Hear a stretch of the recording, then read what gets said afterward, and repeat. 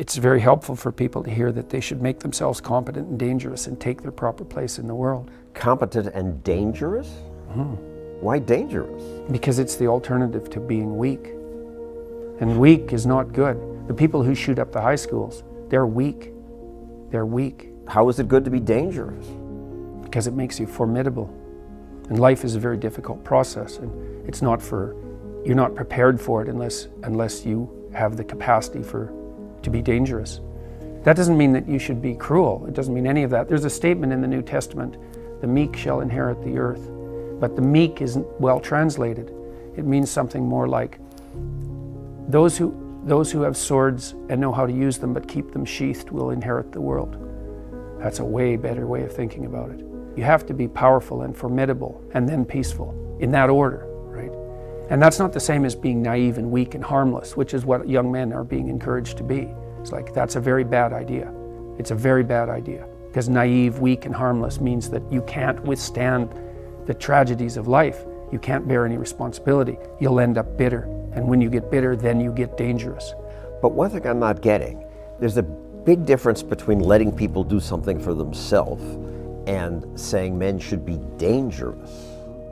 By dangerous, that implies I should be ready to threaten someone, to hurt somebody. No, you should be capable of it. But that doesn't mean you should use it. There's nothing to you otherwise. Like if you're not a formidable force, there's no morality in your self-control. If you're incapable of violence, not being violent isn't a virtue. People who teach martial arts know this full well, right? If you learn a martial art, you learn to be dangerous, but simultaneously you learn to control it. Both of those come together. And the combination of that capacity for danger and the capacity for control is what brings about the virtue. Otherwise you confuse weakness with moral virtue. I'm harmless, therefore I'm good. It's like, no, that isn't how it works. That isn't how it works at all. If you're harmless, you're just weak. And if you're weak, you're not going to be good. You can't be, because it takes strength to be good. It's very difficult to be good.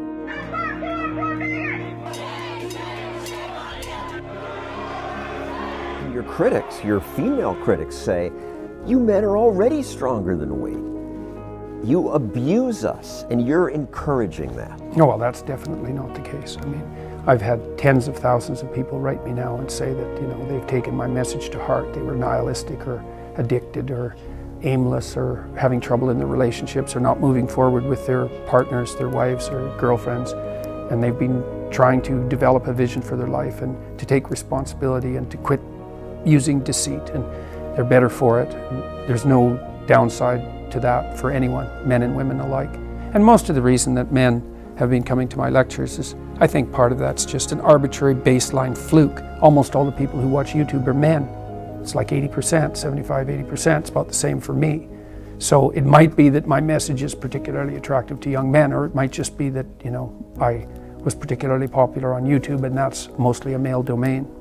Yeah, it's popular with young men because you're saying, yeah, go ahead, abuse women. No, I've never said anything like that, and I think that that's... It's okay to hate trans people.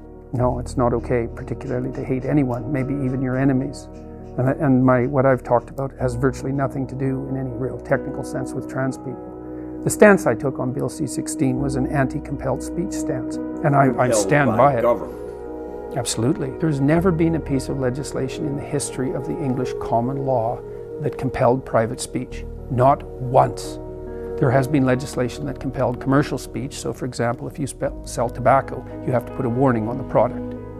But that's commercial speech. It's very, very limited. And even that's been extraordinarily limited.